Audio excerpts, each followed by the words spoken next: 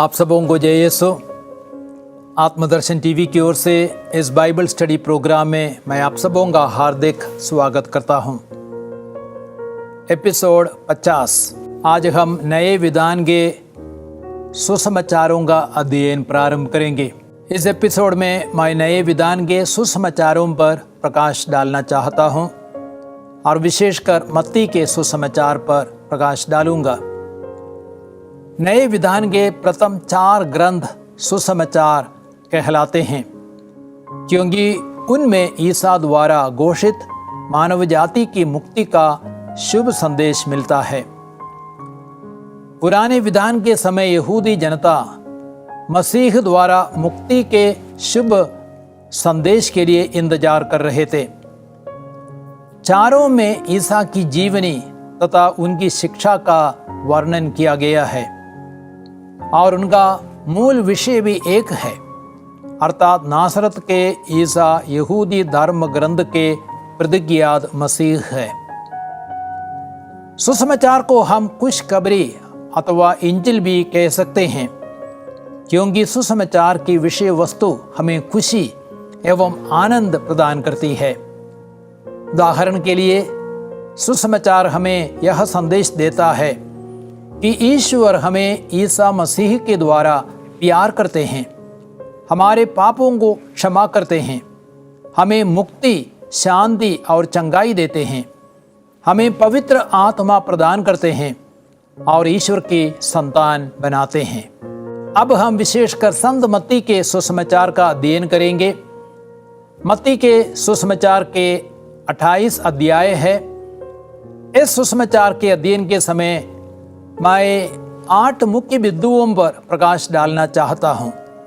सबसे पहले प्रस्तावना, दूसरा सुसमाचार का लेखक, तीसरा रचना काल, चौथा ग्रंथ के स्रोत, पांचवा मत्ती के सुसमाचार में क्रिस्त, छठवां सुसमाचार के मुख्य शब्द, आयतें और अध्याय, सातवां ग्रंथ का सर्वेक्षण, आठवां सुसमाचार की मुख्य शिक्षा।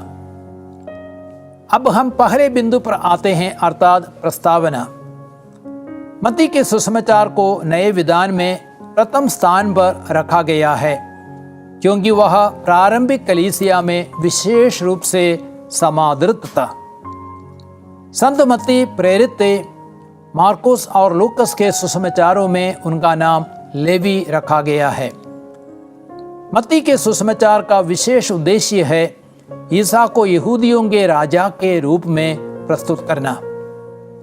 सावधानी से चुने गए पुराने विधान के परिच्छेदों, ईसा की वंशावली, बपतिस्मा, संदेश और चमत्कारों द्वारा मत्ती अपने पाठकों को यह बताता है कि ईसा मसीह राजा है।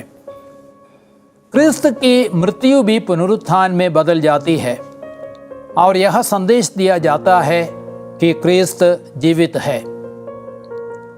अब हम दूसरे बिंदु पर आते हैं, अर्थात सुसमाचार का लेखक।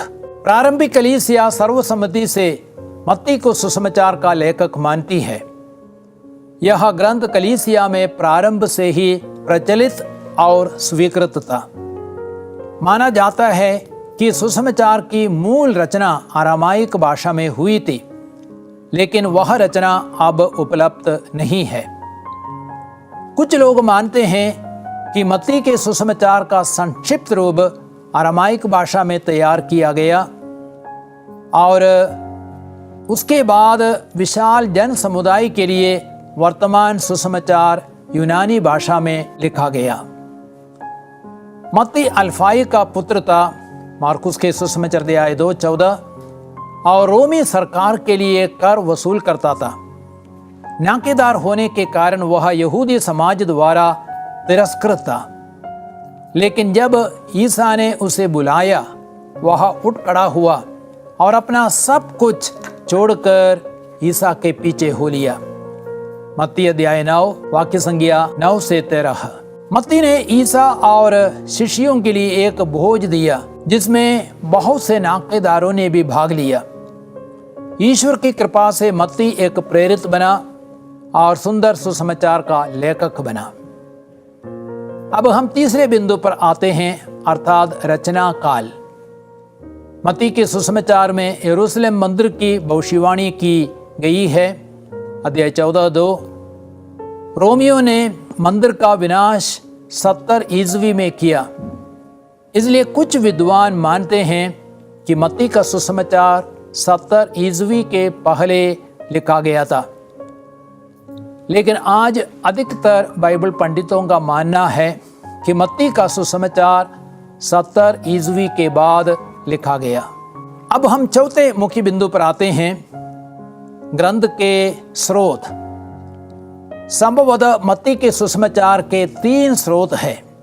पहला है संत मार्कुस का सुसमाचार, अर्थात संत मत्ती ने मार्कुस के सुसमाचार का सहारा लिया था। और दूसरा स्रोत है क्यू स्रोत, जिसमें ईसा के कथन का संग्रहण उपलब्ध थे। इस स्रोत से लूकस के सुसमाचार ने भी कुछ सामग्रियां ली है। तीसरा है मत्ती की अपनी परंपरा की सामग्रियां। माना जाता है कि इन 3 स्रोतों की सामग्रियों को मिलाकर मत्ती के सुसमाचार को अंतिम रूप दिया गया है। अब हम 5वें बिंदु पर आते हैं, मत्ती के सुसमाचार में क्रिस्त। मत्ती ईसा को इज़राइल के प्रतिज्ञात मसीह एवं राजा के रूप में प्रस्तुत करता है। उदाहरण के लिए अध्याय 1:23 में लिखा है, देखो एक कुंवारी गर्भवती होगी और पुत्र प्रसव करेगी और उसका नाम इम्मानुएल रखा जाएगा, जिसका अर्थ है ईश्वर हमारे साथ है। अध्याय 2 वाक्य संख्या 2 में लिखा है, यहूदियों के नवजात राजा कहाँ है? हमने उसका तारा उदित होते देखा, हम उन्हें दंडवत करने आए हैं। देखे अन्य परिच्छेद अध्याय 2:7, अध्याय 3:17 आदि। ईसा को प्रतिज्ञात मसीह के रूप में प्रस्तुत करने के लिए मत्ती 100 से अधिक बार पुराने विधान के उद्धरणों या संकेतों का इस्तेमाल करता है। देखिए अध्याय 1 वाक्य संख्या 23, अध्याय 2 5 से लेकर अध्याय 6 15 आदि। इस सुसमाचार में 9 बार निम्नलिखित वाक्यांश, अर्थात यह सब इसलिए हुआ कि नबी के मुख से प्रभु ने जो कहा था वह पूरा हो जाए। अध्याय 1 वाक्य संख्या 22। या इस प्रकार नबी ईसाया का यह कथन पूरा हुआ। अध्याय 12 वाक्य संख्या 17 आदि का इस्तेमाल किया गया है। ईसा नबियों का पराकाष्ठा है। अध्याय 12 वाक्य संख्या 39 से 40, अध्याय 13 से 15 तक। मानव पुत्र है। अध्याय 24-30 प्रभु का सेवक है। अध्याय 12 17 से 21 और दाऊद का पुत्र है। अध्याय 1 वाक्य संख्या 1 12 23 आदि। अब हम 6वें मुख्य बिंदु पर आते हैं, मत्ती के सुसमाचार के मुख्य शब्द, आयतें और अध्याय। मुख्य शब्द है ईसा राजा है। मत्ती ईसा को एक महान राजा के रूप में प्रस्तुत करते हैं। ईसा की वंशावली यह साबित करती है कि ईसा दाऊद का पुत्र है। अध्याय 1 से 17। अन्य सुसमाचारों की तुलना में मत्ती ने अधिक बार ईसा के लिए दाऊद के पुत्र की उपाधि का उपयोग किया है। 3 ज्ञानी पुरुष यहूदियों के राजा की खोज में आते हैं। अध्याय 2 वाक्य संख्या 2। यरूशलेम में ईसा के प्रवेश के समय लोगों ने उसे दाऊद का पुत्र घोषित किया। अध्याय 21 वाक्य संख्या 1 से 11। पिलातुस के सामने ईसा यहूदियों के राजा की उपाधि को ग्रहण करते हैं। अध्याय 27 वाक्य संख्या 1। क्रूस पर जो दोष पत्र लटका दिया गया था उसमें भी यह लिखा गया था कि ईसा यहूदियों का राजा है। अध्याय 27 वाक्य संख्या 37। पर्वत प्रवचन में ईसा एक राजा के अधिकार से कहते हैं, किंतु मैं तुमसे कहता हूं। अध्याय 5 21 22 27 28 34 38 39 43 44। अंत में ईसा कहते हैं, मुझे स्वर्ग और पृथ्वी पर पूरा अधिकार मिला है। अध्याय 28 वाक्य संख्या 18। और मुख्य आयतें, मत्ती के सुसमाचार की मुख्य आयतें हैं मत्ती 16 से 19 और 28 18 से 20 तक।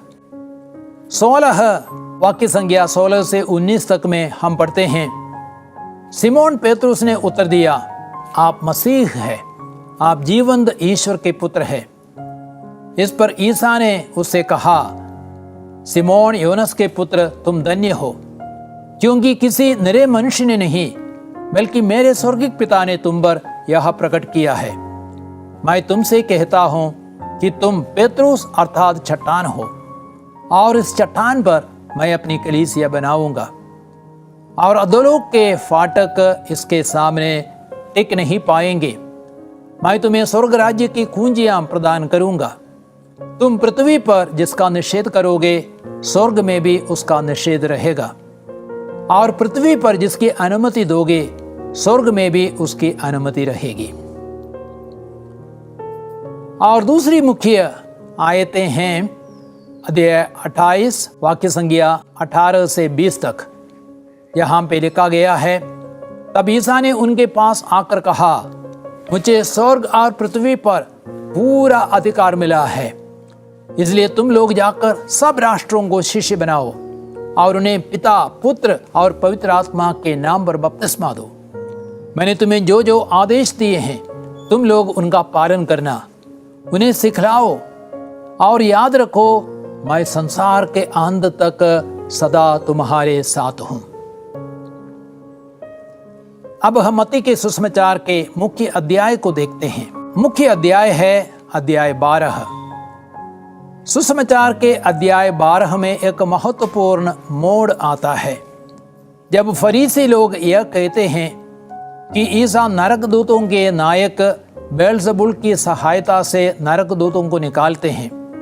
अध्याय 12 वाक्य संख्या 24। इस प्रकार फरीसियों ने औपचारिक रूप से ईसा को मसीह के रूप में तिरस्कार किया। उस समय से ईसा का कार्यकलाप बदल जाता है। वह दृष्टांतों में शिक्षा देना प्रारंभ करते हैं। अध्याय 13। वह अपने शिष्यों की ओर अधिक ध्यान देते हैं। अध्याय 13 वाक्य संख्या 16 से 23 और वाक्य संख्या 36 से 43, और अपनी मृत्यु की निकटता की घोषणा करते हैं। अध्याय 16 वाक्य संख्या 21 से 23, 17, 22 से 23, 20, 17 से 19। अब हम 7वें मुख्य बिंदु पर आते हैं, मत्ती के सुसमाचार का सर्वेक्षण।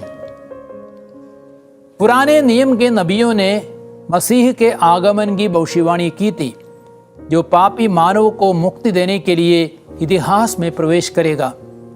मत्ती के सुसमाचार की प्रथम आयत यह घोषित करती है कि मसीह के आगमन की भविष्यवाणी अब पूरी हो गई है।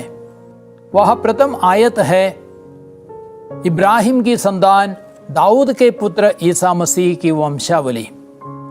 प्रारंभिक कलीसिया ने मत्ती के सुसमाचार को नए विधान की पुस्तकों की सूची में प्रथम रखा, क्योंकि यह सुसमाचार पुराने एवं नए विधान के बीच स्वाभाविक कड़ी है। सुसमाचार इस्राएल के मसीही राजा अर्थात मेसियानिक किंग के व्यक्तित्व और उनके कार्यों का वर्णन करता है। सुसमाचार की रूपरेखा को हम 7 चरणों में प्रस्तुत कर सकते हैं। पहला चरण, राजा की प्रस्तुति।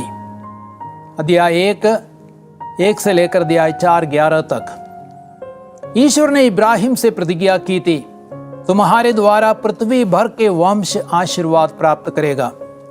उत्पत्ति ग्रंथ अध्याय 12 वाक्य संख्या 4। ईसा मसीह संसार का मुक्तिदाता इब्राहिम का पुत्र है, लेकिन वह दाऊद का पुत्र भी है।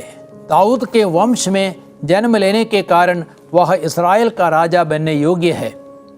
3 ज्ञानी पुरुष जानते हैं कि यहूदियों के राजा का जन्म हुआ है। अध्याय 2 वाक्य संख्या 2। और वे राजा की आराधना करने के लिए आते हैं। यूहन्ना बपतिस्ता जो मसीह का अग्रदूत है, उसके बारे में साक्ष्य देता है। वह प्रभु जिसे तुम खोजते हो अचानक अपने मंदिर आ जाएगा। देखो, विधान का वह दूत जिसके लिए तुम तरसते हो आ रहा है।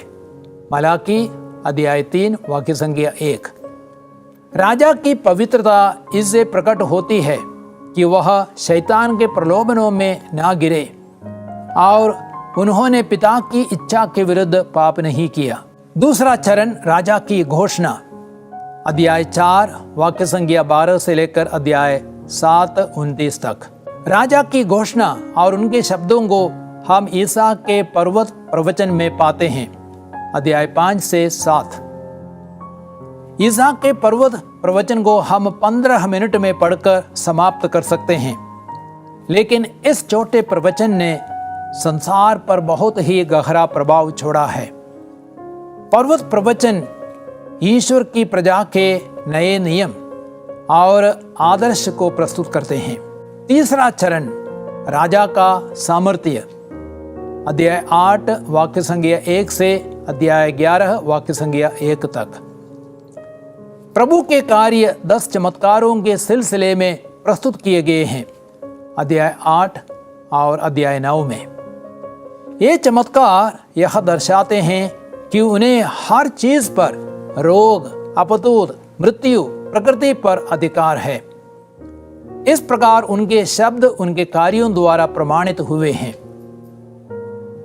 चौथा चरण, राजा का क्रमिक तिरस्कार। अध्याय 11 वाक्य संख्या 2 से लेकर अध्याय 16:2 तक। यहाँ हम ईसा के वचनों और कार्यों के प्रति लोगों की अलग अलग प्रतिक्रियाओं को देखते हैं। जैसे उनके विरुद्ध विरोध प्रबल होता गया, वैसे वह अधिक समय अपने शिष्यों को देते हैं और उन्हें आने वाली मृत्यु और प्रस्थान के लिए तैयार करते हैं। पांचवा चरण, राजा के शिष्यों की तैयारी। अध्याय 16 वाक्य संख्या 13 से लेकर अध्याय 20 वाक्य संख्या 28 तक।